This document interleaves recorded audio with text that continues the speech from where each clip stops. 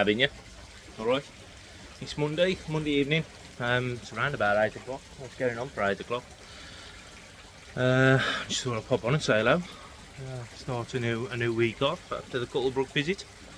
And nice to meet Jamie, as I said, down there, and obviously Mark from Mark's Country Koi. So nice to meet you guys down there. And of course anybody else who was down there over the weekend. If you saw us and you did say hello, then it's up to yourselves. But it would have been nice for you to come up and say hello. But I'm just doing a water change on these now, on the sleeper pond. I've noticed a little bit of build up on the reds of some of them. I know it's going through pond syndrome at the minute, new pond syndrome. So that's one thing to consider. But I'm also conscious that I did a fluke treatment in this tank before I moved them over. Now sometimes Costia will follow fluke, if you don't know that. So if you do a fluke treatment, always keep an eye on them just after, because Costia will follow, or sometimes it can follow, depending on what fluke treatment you use. But yeah, it is pretty common. So I'm noticing a little bit of a build up of mucus on some of them. I'll spin you around and I'll show you what I'm up to at the minute.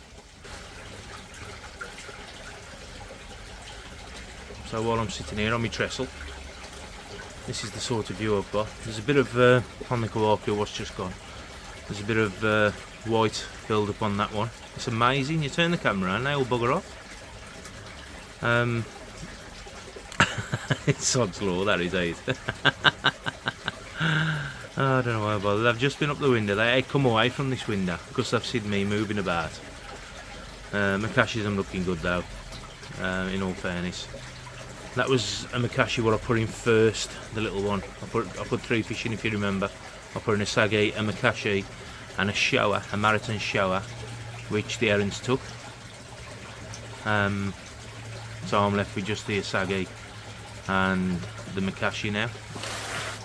But while I've been messing about, this is what I've been doing. This is like them up after food.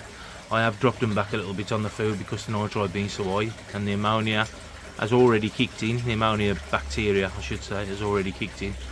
So I just need this nitrifying bacteria to build up and start fighting that.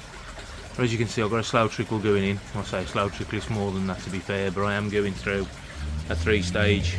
Well, I'm coming into that one there, which is just a normal paper filter, and then obviously into the big blue, and which is bone char, and then through into a 3-stage just for shits and giggles really. And yeah, they seem okay. I ain't saying them 100% because newborn syndrome, but they seem to be alright. As you can see as well, I put my sign on the pond, thanks to Mad Dog. He said it looked alright there, so there you go. It's been in the shed for God knows how long. I'm surprised they're rotted, but there you go. So yeah, this Kawaku just here, there's a bit of build up on the red. No, it's that one, it's actually the other one, wherever it is. Bit of build up on the red. There's also a shower in there where I've noticed a bit of build up on the red, which is just mucus. This one here, this shower at the bottom now, a bit of a build up on that one, and I'm just conscious it could be Costia. So as soon as we can get these temperatures rising a little bit, I mean it's 14 degrees at the minute on the ambient temperature. At A14 in the pond it's around about 11. As soon as we can get the temperatures up, I don't know if you're picking it up on that shower there, there's a bit of mucus on the front and on this one. So yeah, I am seeing a build up of mucus, which is concerning. Maybe a scrape is going to be in hand, but I'm 90% sure I'm going to probably see Costia. Maybe even fluke, you know, because fluke's a nightmare, it's just a nightmare to get rid of. And I don't want to be going and throwing PP and that in the pond at the minute because it's still building up. 2 Chagos you've just seen are from Marasai. They were 4 inches when I bought them from the National last year. They were around about 4 inches long. I think Pete might want one of them. He has mentioned it. Here's one of them.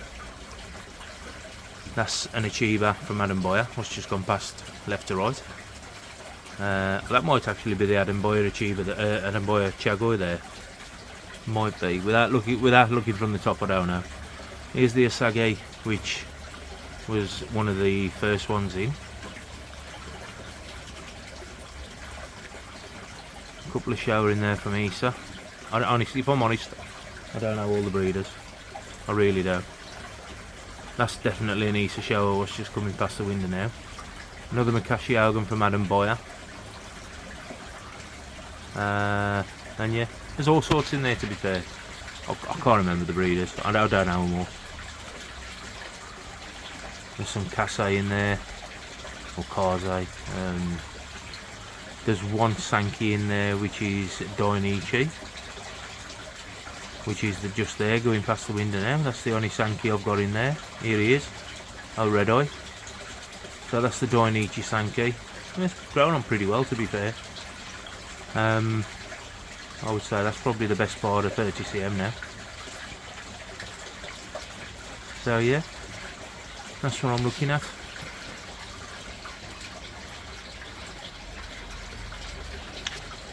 So, today, what have I done today? I've fetched two 25mm Celotex boards, and what they're for is to create my frame in the main pond.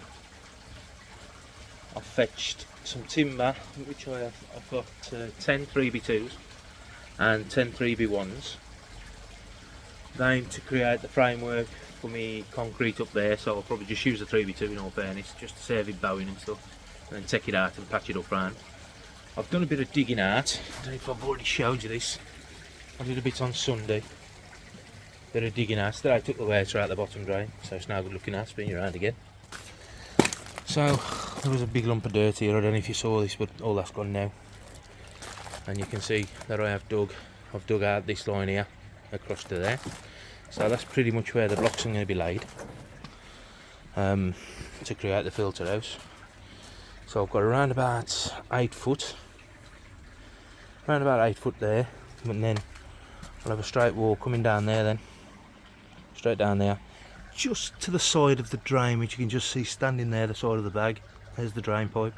So I'll come down here and then obviously return that, so be a nice big square filter pit.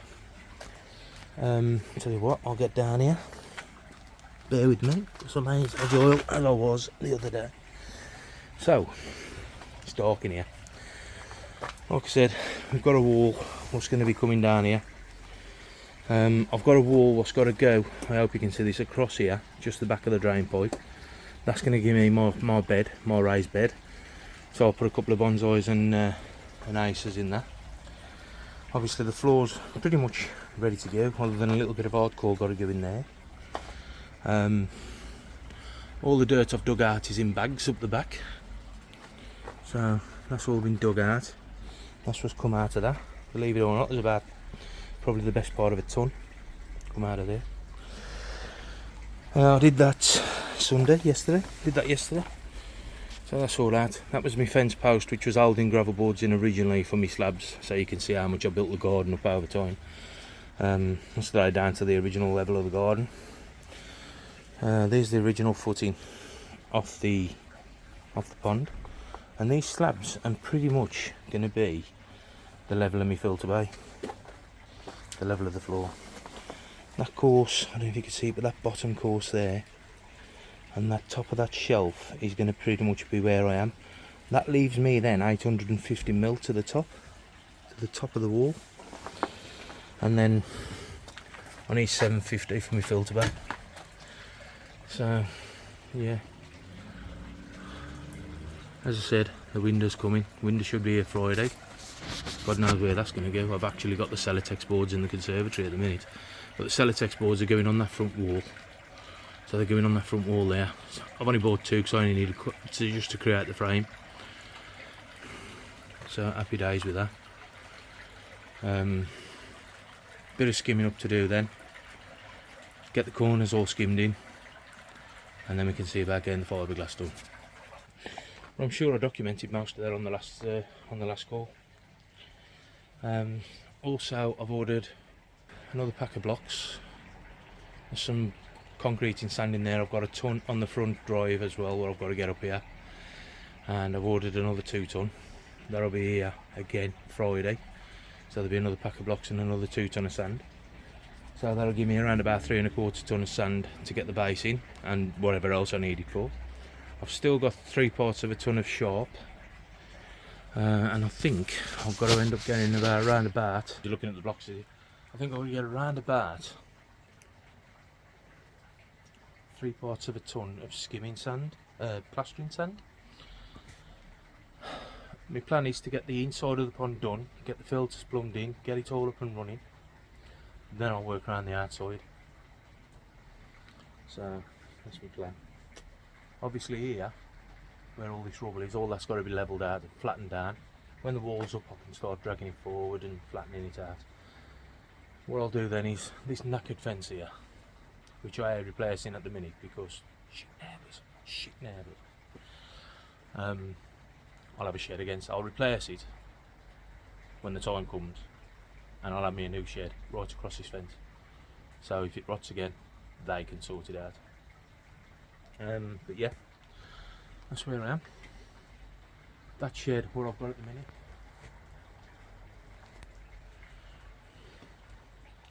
Core user, that'll probably go. And what I'm thinking is, if I have a 7-foot shed, which comes out to about where that is, pardon me, where that is now. So, if I have a 7-foot shed and it comes out to where that shed is, sort of here. So there's a 7-foot shed going in there then. That'll give me 6 foot there, 6 to 7 foot there, to get me vats down the bottom, up here, out the way, and then my missus can have the garden back.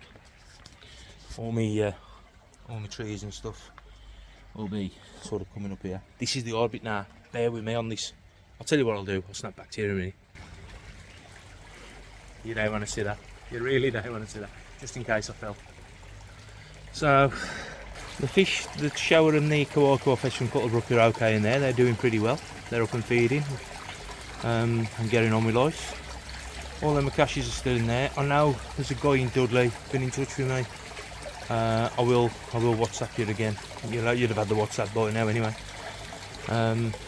So I'll WhatsApp you over then. So these are okay, like we've said. That's a mess.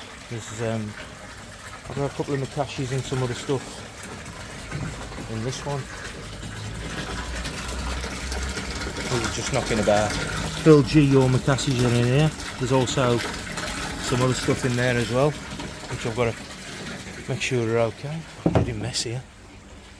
And then here's my trees. Now the only thing I'm gutted about, I mean my pine's doing pretty well.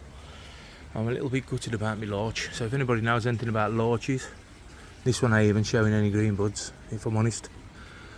I've tried scratching it, but I don't think it's going to come back. Almost killed it last year, and I don't think it's going to make a reappearance this year. So I might be on the market for another larch. All my ices are starting to come. A couple of nice Sojos there, look. The big one is destined for the planted bed on the pond.